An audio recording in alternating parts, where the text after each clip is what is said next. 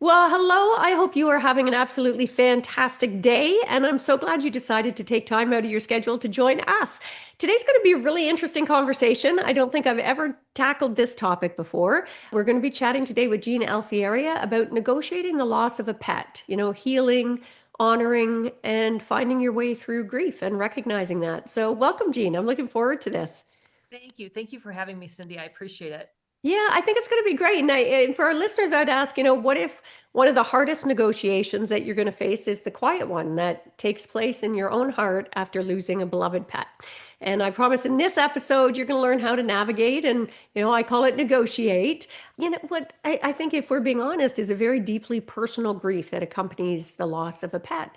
And, why women often feel this loss more intensely, and some practical, compassionate tools to honor the relationship and be able to move towards healing. So, for those of you who may not know Jean, she's an award-winning author, a speaker, a longtime Humane Society professional, certified grief coach for pet loss, which I just love that, and also the authors of 21 Ways to Weather the Loss of Your Pet, which is an idea guide, and it's filled with like meaningful, creative ways to be able to honor and remember the animals that we love. So Jean, you've said that pet loss is often dismissed as a non-loss. I think we kind of minimize it, right? And yet your experience, and I suspect your training as a grief coach, show just how profound that loss can be. So can you share maybe why you think this kind of grief hits us so deeply?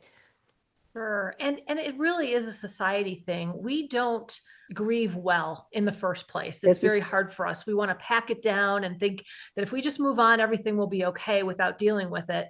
And certainly there's times at funerals, at certain events that we appreciate that it is painful. But yeah, beyond that, then for some miraculous reason, we should just be done and over it. And that isn't yeah, how it works.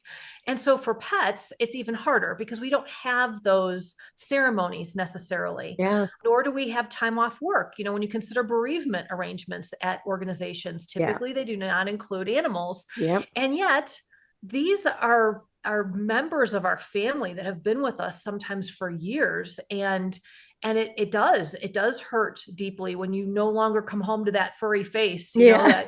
that wagging tail, and yet we somehow expect each other to just simply move on. And that is why when we talk about it being considered a non-loss, there are two things specifically that seem to be in common with "you should just be fine now." And Yeah. that is, it's just an animal, which is very painful Yeah. because anyone who has a pet knows that Yeah. that is so not true. Yeah. And then secondly, you can get another one. Well, Oh, yes, we can yeah. get another one, but we don't simply go out and adopt one to replace another. We Yeah. never replace that lost animal. Yeah. So that is what I think hurts very deeply when you're trying to have a conversation or trying to help someone understand how you feel that may not have a pet and just doesn't get it. Yeah. And I mean, pets are often probably the most unconditional love that we experience in our life in many ways, right? And I'm glad you called out about that because we are a very death phobic society, I think. Unlike other cultures in the world, even I find North Americans were very. Maybe it's that repressed British background or something, but it's Yes. that stiff upper lip and, don't allow ourselves to grieve. Or, I remember my dad died even at, he was young, he was 52. I knew it was young at the time. When I hit 52, I really knew it was young. Right. And there's this expectation that after a certain time, you just move on from it, right? And with pets, even more so.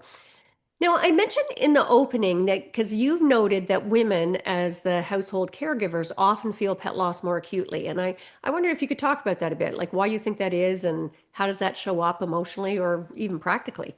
Yeah, sure. So we tend to need to be, as you discussed, very stoic about Yeah, things. And so because we're not necessarily handling the grief ourselves or in our own way, we're now trying to help other family members that's true. move through this. And when you talk about how dear a pet can be to the family, they're usually the family favorite, right? Yeah. I mean, if there's anything that we can have in common, we all agree that we love the pet. And so now we're trying to help maybe our spouse, maybe a Yeah. child, and a child at various ages, right? A smaller child may not appreciate the loss as much as Yeah. a grammar school, grade school, middle school, and a high schooler is going to process this completely differently too. But how do you help them? And Yeah.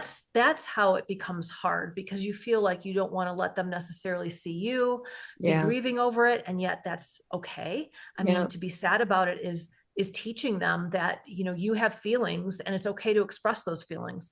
So it's hard to know where to find that balance, where to be strong for the family, where to show the family that it's okay, that Yeah. being sad over this is okay and healthy.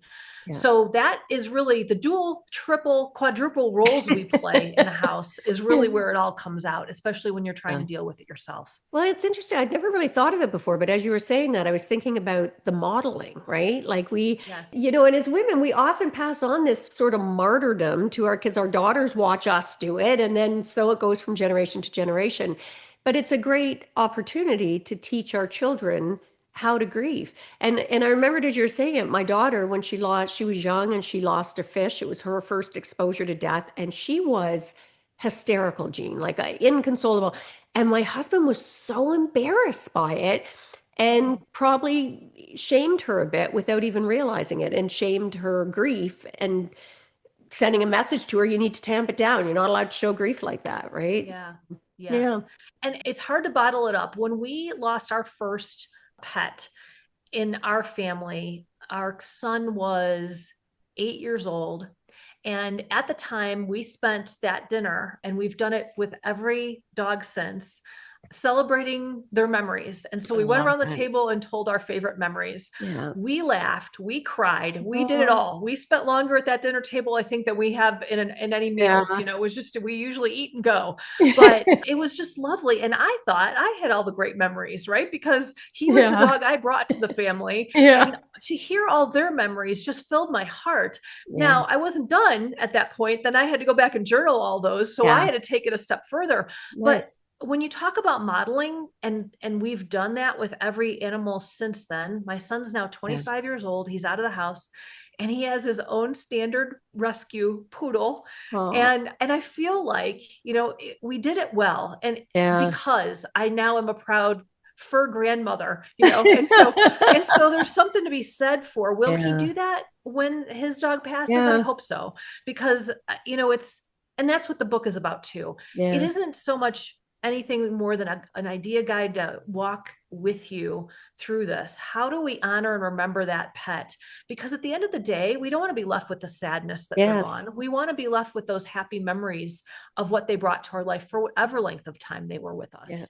I like that idea. It sounds almost like an Irish wake, right? Where Yes. it's a big celebration. I think that's a fabulous idea. I wish I could go back now to our pet losses. We had lost two of our dogs. We had a Newfie and a German Shepherd, and we lost them both within a year of each other, Oh, which was tough. And I'd love to go back and remember some of the crazy memories of, Newfie always trying to keep up with the Shepherd and his chest heaving and his tongue hanging out, uh-huh. So now, on this podcast, as you probably know, we look at like negotiation, as I call it, but it's a life-wide skill, right? And when somebody Yeah. loses a pet, there's some, I think, internal negotiations that happen, emotionally, spiritually, psychologically. I wondered if you could speak to that for us.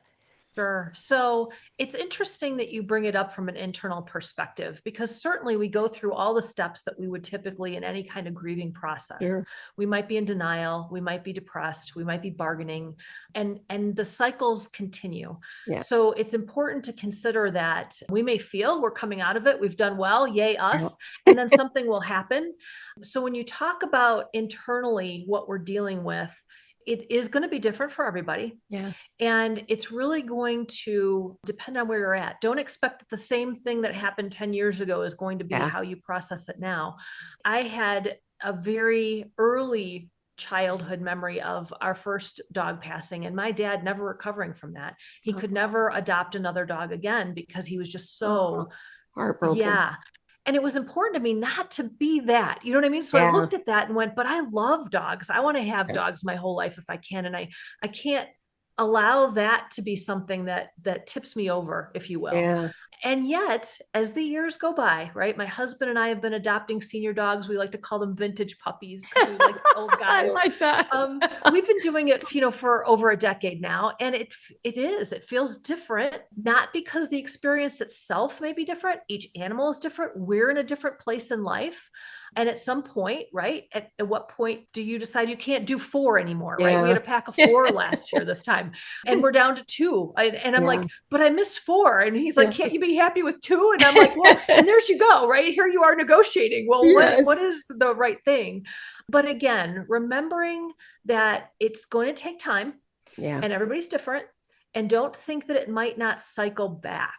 We had a situation where earlier this year, I was gathering pet beds to move out to the front porch. Now, we don't usually go out into the front porch unless it's summer, spring, Yeah. summertime. We don't do that all winter because it's snowy and cold. Yeah. And so the last time we had moved out to the front porch, our Airedale, Sally, was alive, and she passed Oh, last year in the month of November. So when I came outside in April, I automatically grabbed her bed because yeah. that's just, everything goes. Yeah. And here I was 5 months after her passing, Yeah. missing her all over again. Yeah. And in an instant, right? Didn't expect that. Yeah. Grabbed her bed, realized what I was doing, and went, I don't need to take her bed out there. Yeah. This makes me sad. And so I sat out there and I suffered that, if you will. I Yeah. embraced Yeah. that because she's worth being sad over. And I guess Yeah. that's where it comes down to when you talk about negotiating with yourself. If the animal was worth the sadness, then let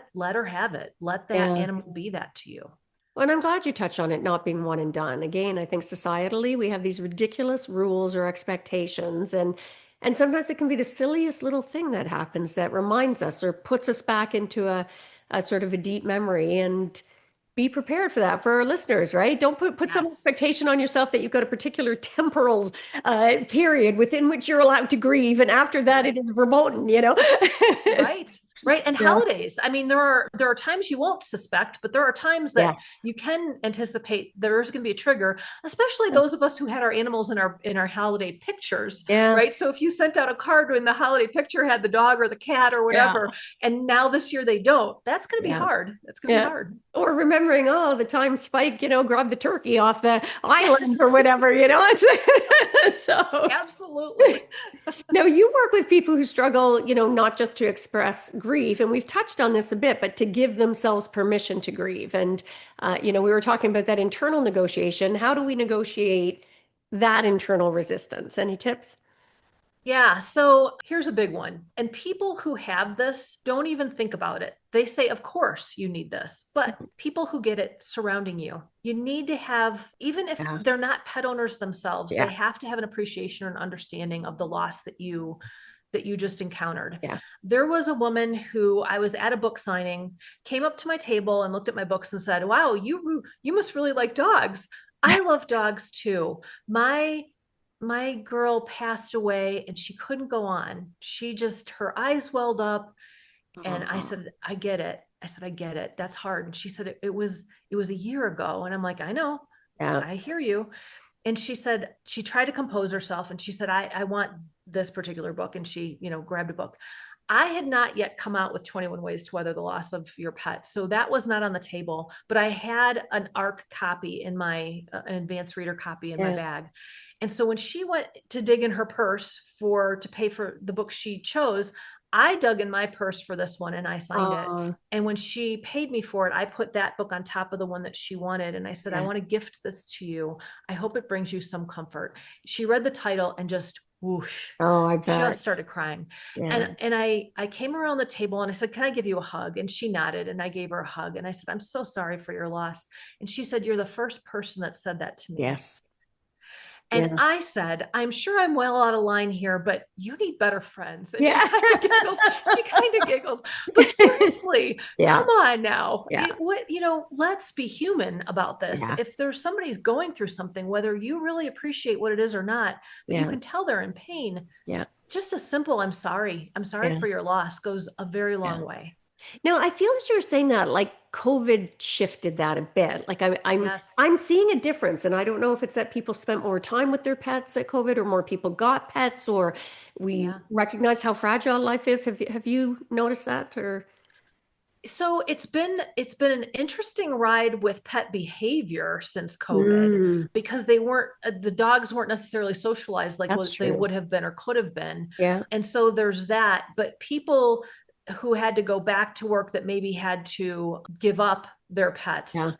that's been very painful too. Oh, So, I mean, of when you're talking course. about a loss that isn't a death, but you had to give up the pet Oh, for whatever yeah. reason, that's been especially difficult too, because now you're still left wondering, right? You're left Yeah. wondering. And guilt on top of it, Yes, right? Talk about yes, layering it on. Now, you'd right. mentioned about your book and like your book offers, so let's talk about that for a sec, because your book offers creative projects, right? Like rituals or Yes. writing or art so that we can honor a pet. Tell us a bit about that and what inspired the idea guide format. Sure. So I was visiting a second grade class and we were doing an author visit and a little boy raised his hand and asked me if I ever had a dog that died. Yeah. And my heart just hurt Yeah. because I wasn't expecting that question. I was expecting Yeah. author questions, right? So when he asked that, I knew I had an answer for him because we've been through this. Yeah. And I said, yes, we have. I said, is there something? I said, do you miss your pet? And he said, Yeah. yeah. And I said, Oh, what particular, is there a thing? And again, I'm moving toward the what is your favorite memory, yeah. right? And he said she would always wait for me to come home from school, Oh, and now there's no one waiting for me when I come home from school.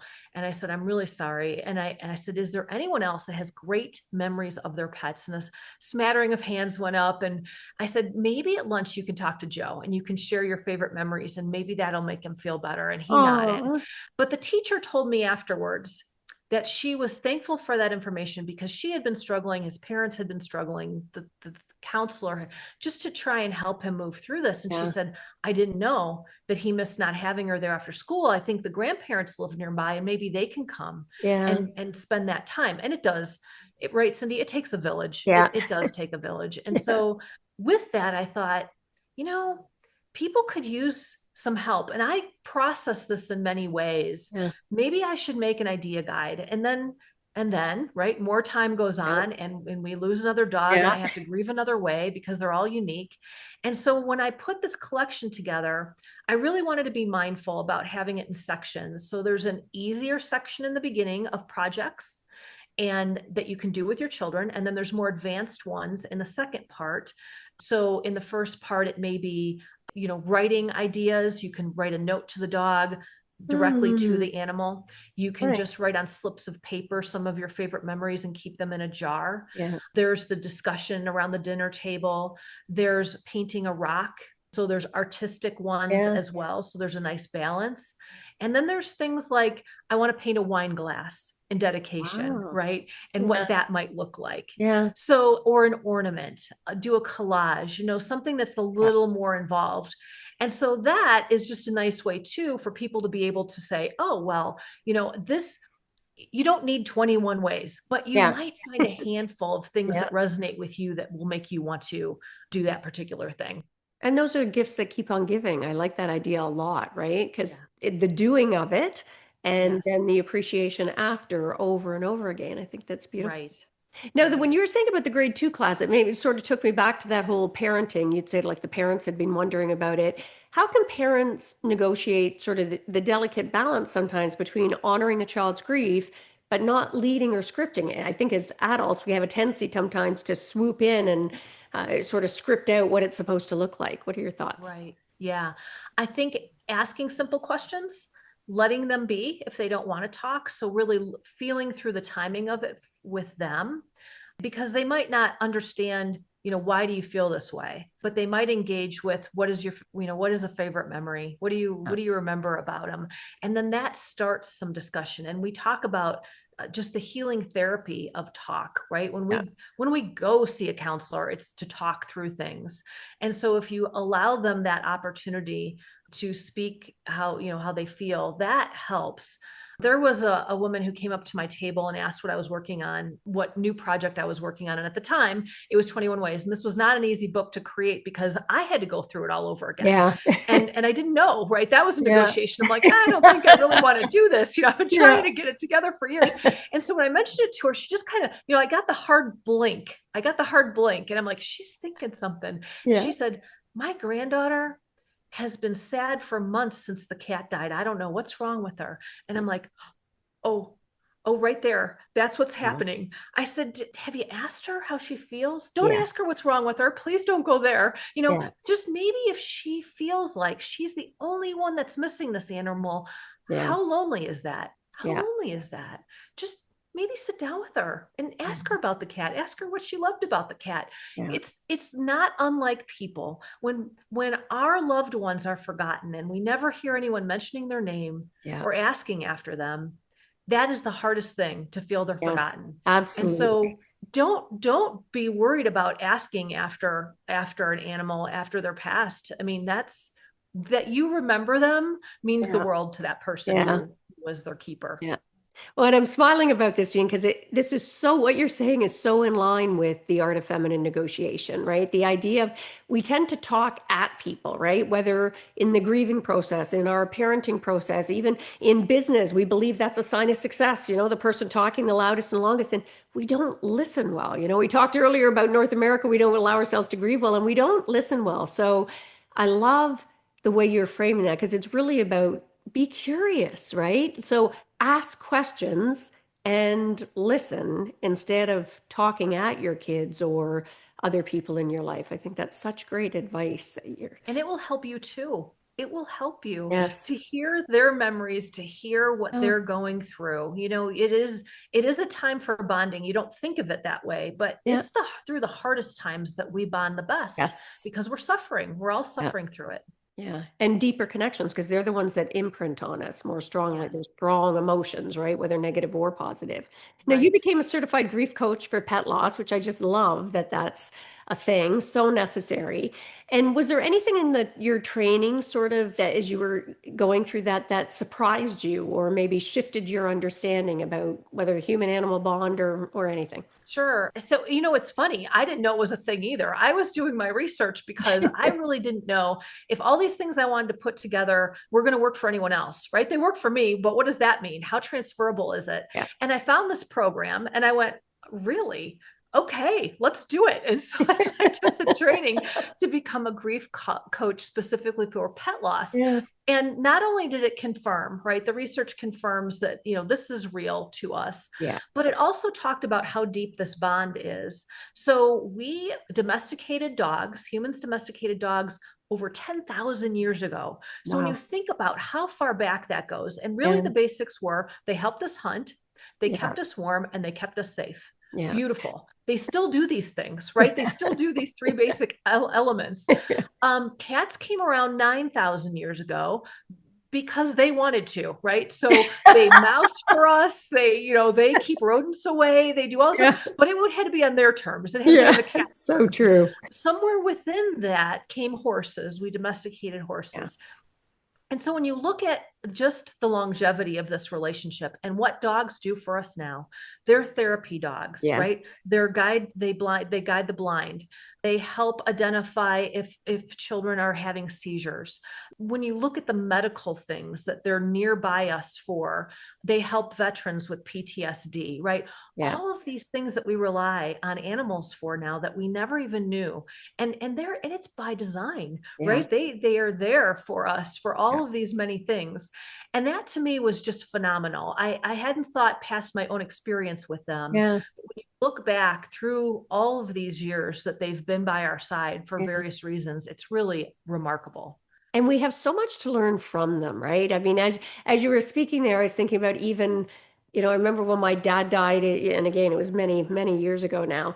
And I was two of my roommates, one of them had a Shar Pei, and that dog, and I wasn't good at showing my grief back then at all. It was that very stiff upper lip. But I am telling you, Jean, that dog knew it. Every moment that it had, it was right there with its little, squirchy face right up on my lap. And I mean, we have a lot to learn from them about compassion and empathy and trusting those intuitions and leaning into it. They're quite remarkable. Yes.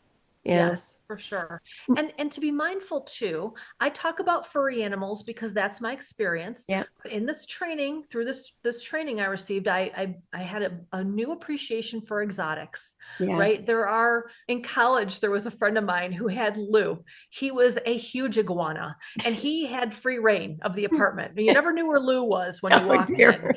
And although because I knew Lou, I understood when Lou passed how this person felt. I never really, thought of that as a pet, Pet. a Yeah. tortoise, Yeah. right? I mean, there are these other Yeah. non-furry animals that really, as companions to us, Yeah. We're right back to when someone loses a pet, Yeah. regardless, it's hard. It's Yeah. hard. Well, I said about my daughter with the fish. I think that's why my Yes. husband was embarrassed. He's like, it's a fish, Cindy. Like, what? It's a fish. Right. Yes. But she talked to that thing, I guess. I mean, Yes. who knew, right? So, Exactly. Yes, no, I know exactly. you write that grief isn't linear, and you spoke to that a little bit earlier, right? That is Yes. something small, a dog bed, a tradition, or whatever, can kind of drop us back into that. I wonder if you could just pick that up and speak maybe a little bit about triggers and how to navigate them. Sure. So, it's easy for me to say, don't be surprised by them, right? Yeah. You don't know where you're going to vacillate. Holidays can be especially Yeah. difficult. Birthdays can be especially adoption days. Mm, So I also want to emphasize the patience as you move through these, because you may stay longer in one stage than you do in another. mhm. I'll use this example. When our first dog passed away, Wyatt was a pug. He was blind for most of the years that we had him. And so we never moved the furniture, right? We put shoes Yeah. by the door. Yeah. He got around the house just fine, knowing where everything was. We didn't drop things that would then be in his way. And the day after he passed, my husband and I went to the gym. We came home in the morning, and Josh walked toward the kitchen sink to get a drink of water and dropped his gym bag right in the middle of the floor. I Oh, was offended. yeah. I knew the dog wasn't with us anymore, but we Yeah. didn't do that yesterday, right? We didn't do that yesterday. And so I Yeah. walked over and I stood by the bag and I said, wow, Wyatt's going to fall right over this. That's rude. And he looked at me and came back and gave me Aw. a hug. And Oh, he said, this is how it's going to be. I said, yeah, this is how it's going to be for a little while. He goes, his dog bowl? I said, we'll stay right there. He said, his toys? I said, we'll stay right there. And yeah. his leash and harness? We'll stay right there. Yeah. And for my husband, and this is where the patience needs to come, he would have packed it all up Yeah. because to see it was painful, Yeah. to see it and know the dog wasn't there. For me, I just wanted a touch of normalcy. I Yeah. just wanted to be able to see those Yeah. things and feel him closer to me Yes. for just a little while. Yeah. And so to negotiate that with your spouse, with your children, right? Keep in mind, you're not going to know necessarily how they're going to feel about it. They're Yeah. going to see you, though, Yeah. modeling something. And I didn't expect that he would want to put everything away, and he certainly didn't expect that I just wanted to leave things out for a little while. And so be mindful of that too. Just be patient with each Yeah. other when it comes to, how is this going to look going forward when you don't Yeah. have that animal there anymore? Well, it's just about that awareness too, right? Like we all have different approaches and ways of being. And I think and looking at the bigger, like even outside of pet loss, I think it's one of the problems with the world being so divided today. We don't consider other people's perceptions or perspectives or approaches. And we're all dramatically different. Your husband boxing it up, you needing the reminders. So for our listeners, just a reminder on this issue and in the bigger picture in the world as well, in every way. Always try get curious to ask about the other person, find out as much as you can, and really try and be respectful of other people's differing approaches and perspective in every sense of the word, right? So Yes, because now, nobody's wrong. yeah, Nobody has a wrong approach. It's not wrong. absolutely. Yeah, I love that.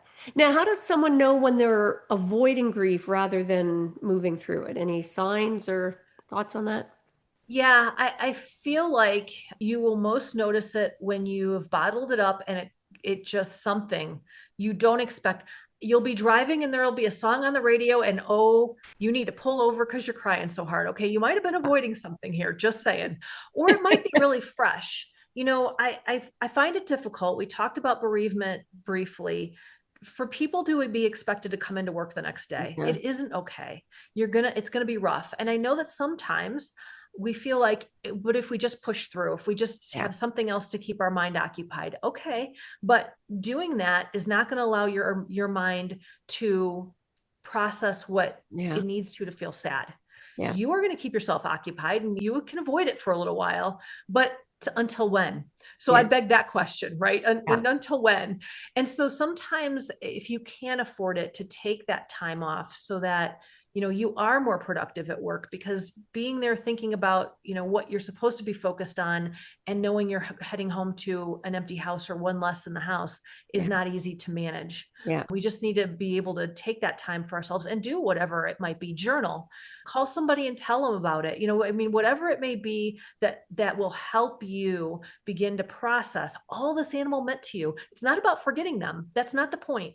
The point Yeah. is about appreciating now from a different perspective all that animal was for you in your life. Yeah. I love that. I mean, I was going to ask you what's your best advice for someone who's grieving today and feels like, they should be over it now, but I think you may have just answered that with Yeah. that fear. Yeah. Now, if listeners take only one thing from your message in your book, what do you most want them to remember, would you say? I would say the patience with yourself and the patience with others in your family who might be going through it. Surround yourself with people who get it, because if you've been through it before and you've been down that road, and it doesn't make it easier. I'm not saying this book will make it easier. It just is a way to start. Yeah. And however that feels to you, whether you want to write or you don't want to write, just take that time to assess, be Yeah. patient, know that it might come around again. And if it does, that's okay. It wasn't that what you tried before was unsuccessful. It's just Yeah. that this animal affected you that deeply. Yeah. And what a beautiful thing. What a beautiful thing to have memories pop Yeah. up and that you remember them, even though it may bring some sadness that they're no longer here, that they left that kind of mark on your heart.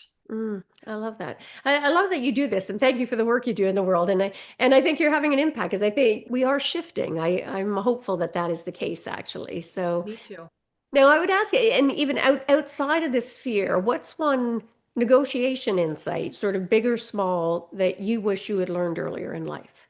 You've already hit on it. Listening.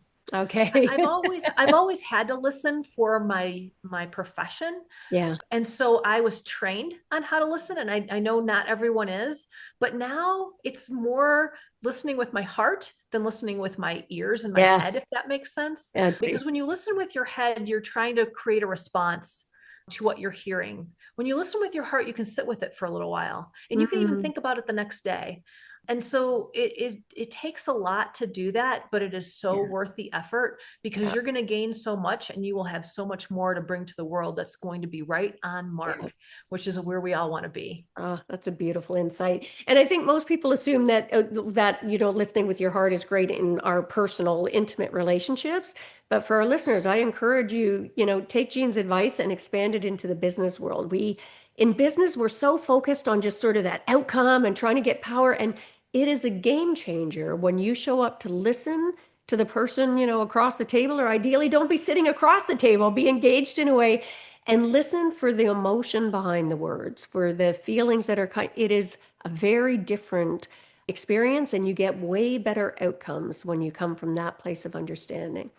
And well, Gina, I am loving this conversation. Would love to keep going. I'm feeling all warm and fuzzy just already, just even talking to you. But sadly, we are coming to the end. And I normally end by asking, what's one of the greatest mindset shifts that you've had in life? Again, it can be about pet, but it doesn't have to. Just one of those aha moments for you. If you're in tune with the world, and I'm going back to listening again, Yeah. and you pay attention, you will always be relevant.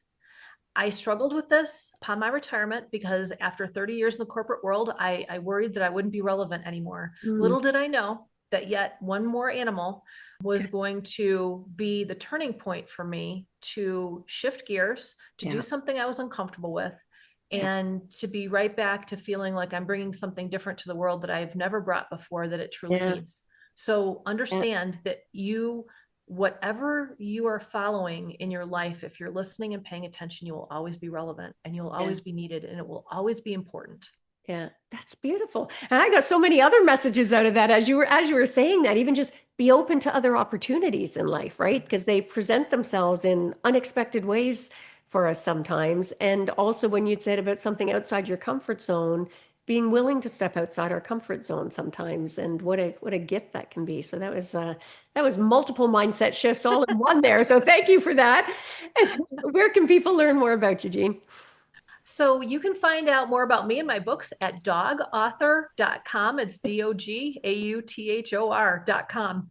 That's so perfect. And we'll make sure to put that in the show notes and do follow up. And for Jean, thank you for sort of bringing such compassion and wisdom and practical tools for us as well to a topic that I think most people struggle with silently or quietly at least, sadly, because losing a Yes. pet is losing a member of the family, and your work helps people navigate that grief in ways that they Thank can you, Cindy. Yeah, it's like my honor the pleasure. love, the memories, the bond. So thank you for being here. Sure. And for our listeners, again, you can learn more about Jean's work, explore her grief support resources, and we'll make sure to put that information in the show notes for you. And thanks for spending this time with us today. And if today's episode has touched you, share it with someone whose heart might need it too.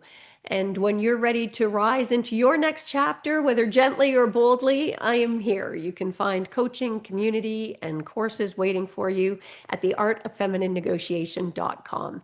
So until next time, remember, every moment invites a negotiation or a renegotiation, whether with yourself or others in your life. So choose compassion, choose courage, and choose you.